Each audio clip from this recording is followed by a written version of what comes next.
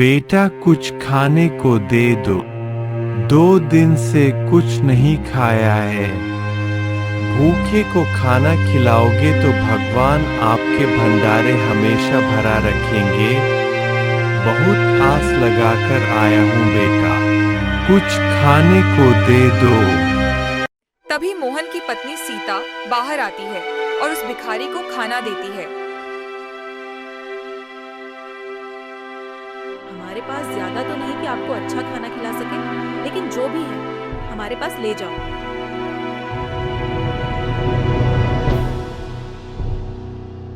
बेटी, मैंने अपना पेट भरने के लिए कई घरों के दरवाजे पर गया, पर किसी ने भी मुझे 2 रोटी नहीं दी।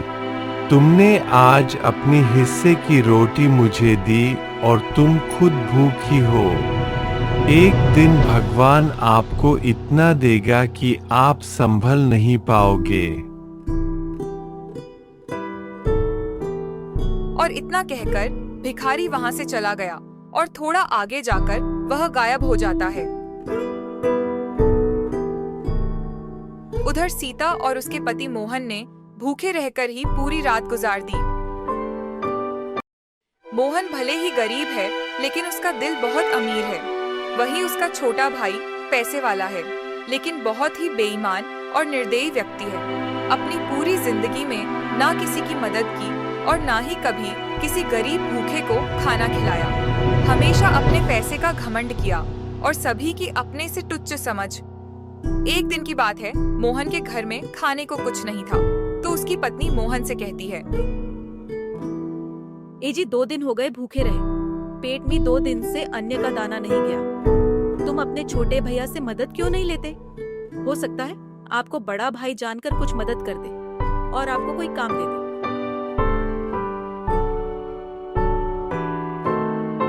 मोहन कुछ बोल पाता, सीता फिर से बोलना शुरू करती है, आप जाओ तो एक बार, मुझे पक्का भरोसा है कि वो आपको कुछ न कुछ जरूर देंगे। सीता की जिद के सामने मोहन को झुकना पड़ा और मन ना होते हुए भी अपने छोटे भाई के पास मदद के लिए जाना पड़ा। मोहन पूरा रास्ता सोचता रहा कि उसका भाई मेरे बारे में क्या सोचेगा। बड़ा भाई छोटे भाई से मदद मांग रहा है। इसी तरह सोचते सोचते वह अपने छोटे भाई बीरपाल के घर पहुंच जाता है। बीरपाल, छोटे, मैं बाहर खड़ा हूँ, कुछ जरूरी बात करनी है, दरवाजा खोलो।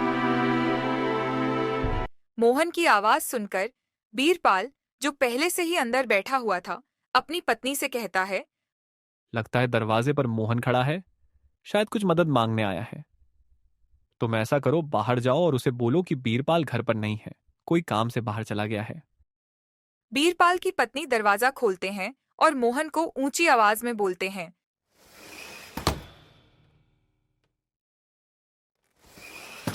वो घर पर नहीं है, किसी काम से बाहर गए हैं। कुछ काम हो तो मुझे बता सकते हो, जब वो आएंगे तो मैं उनसे बोल दूंगी। बस पैसे की बात नहीं होनी चाहिए। राधा की इतनी बात सुनकर मोहन लज्जित होकर वापस अपनी झोपड़ी में आ जाता है और वह क्या हुआ सब अपनी पत्नी को बताता है।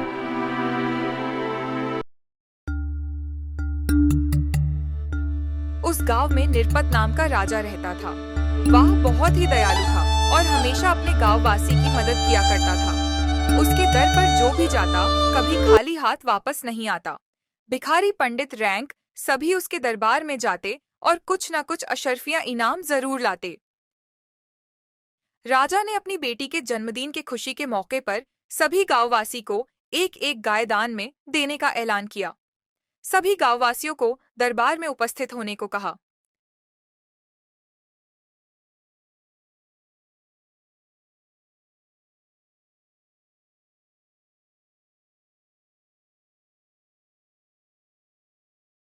सभी महल से अपनी अपनी गाय को साथ लेकर आए और खुशी खुशी गाय का स्वागत सत्कार किया।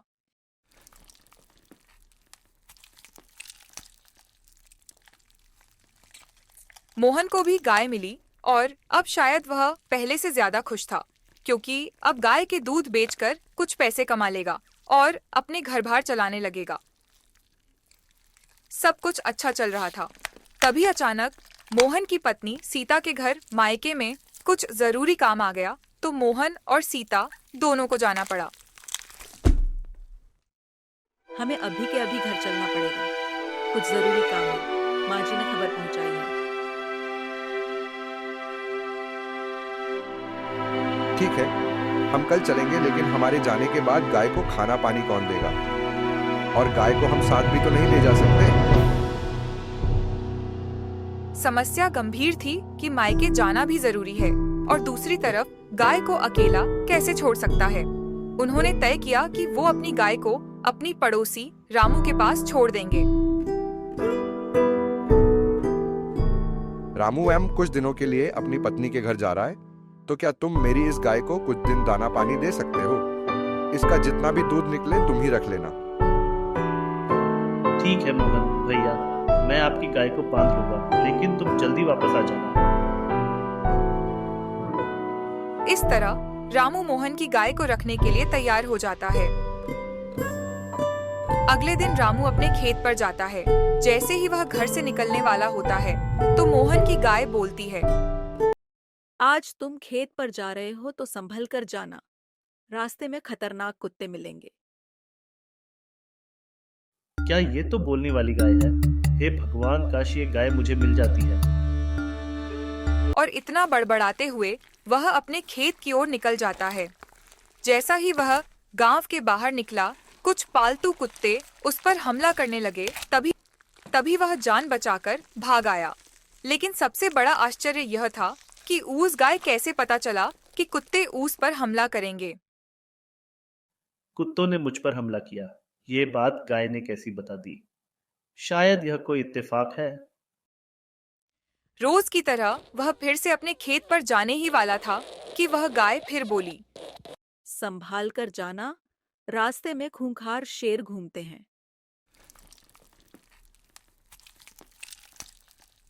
रामू जैसा ही गांव के बाहर निकला, एक खूनकर शेर वास्तव में उसके सामने आ गया। वह बड़ी मुश्किल से अपनी जान बचाकर अपने घर वापस लौट आया और सारी कहानी अपनी पत्नी को बताए। सुनती हो, गाय कोई आम गाय नहीं है, ये भविष्य बताने वाली है। जो भी बोला वो सच हुआ। एक दिन गांव का आदमी दूध लेने आता है, तो वह गाय बोलती है, संभल कर तुम गिरने वाले हो। गाय के इतने बोलते ही वह आदमी जमीन पर गिर गया। पूरे गांव में ये खबर आग की तरह फैल गई और अंत ये बात राजा के कानों में भी पहुंच गई।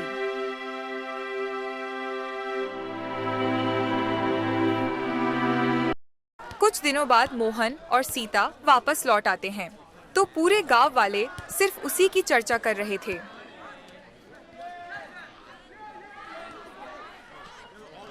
उन दोनों को कुछ समझ नहीं आया कि आखिर मामला क्या है। दोनों अपने घर आ जाते हैं और थोड़ी देर विश्राम करने के बाद सीता बोलती है, अब हम वापस लौट आए हैं। अब तुम जल्दी जाओ और अपनी गाय वापस लेकर आओ। पता नहीं उन्हें किस हालत में रखा जाएगा। मोहन रामू के घर जाता है और अपनी गाय वापस ले जाने को बोलता है। तभी रामू बोलता है, मोहन, यह गाय कोई मामूली गाय नहीं है, ये एक जादू गाय है। ये लोगों का भविष्य बताती है। मोहन को उसकी बात का विश्वास नहीं हुआ और अपनी गाय को वापस अपने घर ले आए। जैसा ही वह अपनी गाय को घर की ओर ले जाने लगा, तभी गाय बोली, मोहन, घर देखकर जाना, रास्ते में जिराफ मिलेगा जो काफी बड़ा है और खतरनाक भी। मोहन उसकी बात को नजरअंदाज करके उसको घर ले जाने लगा।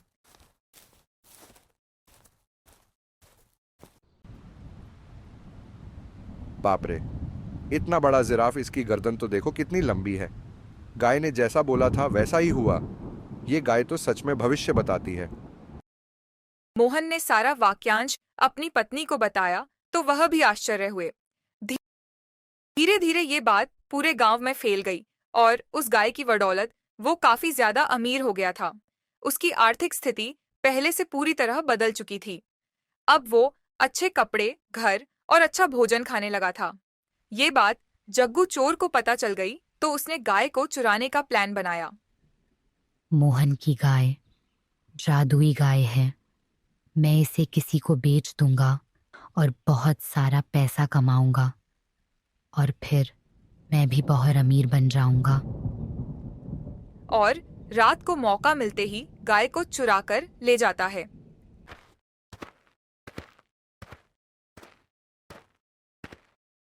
अगली सुबह जब मोहन और उसकी पत्नी जागती है तो पाती है कि वहां पर उनकी गाय नहीं है। मोहन और उसकी पत्नी दोनों बहुत परेशान हैं और राजा के पास जाने की सोच रहे हैं। ए जी, हमारी गाय कहाँ चली गई? कल रात को तो यही बंधी हुई थी। शायद कोई चुरा तो नहीं ले गया। हमें इसकी खबर राजा को देनी चाहिए। हाँ, तुम सही कह रही हो, लेकिन उससे पहले हमें किसी पंडित जी से मिलना चाहिए और अपनी गाय के बारे में पूछना चाहिए। वो अंतर्यामी है, अपने मंत्रों के बाल पर वो बता देंगे कि गाय किसने चुराई है।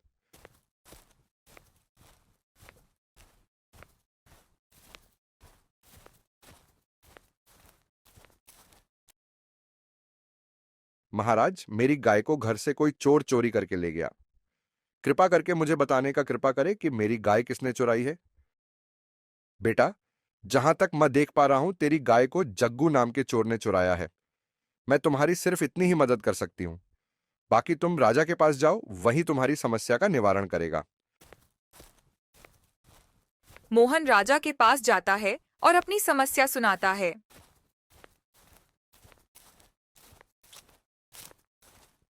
महाराज, आपने जो अपने बेटे के जन्मदिन पर गाय तोहफे में दी थी, उसे कोई चुरा कर ले गया। कृपा करके महाराज हमारी गाय को ढूंढने में हमारी मदद करो। वाह, गाय हमारे लिए सब कुछ थे। राजा उस चोर से मोहन की गाय को वापस लौटा देता है और मोहन अपनी गाय पाकर बहुत खुश होता है।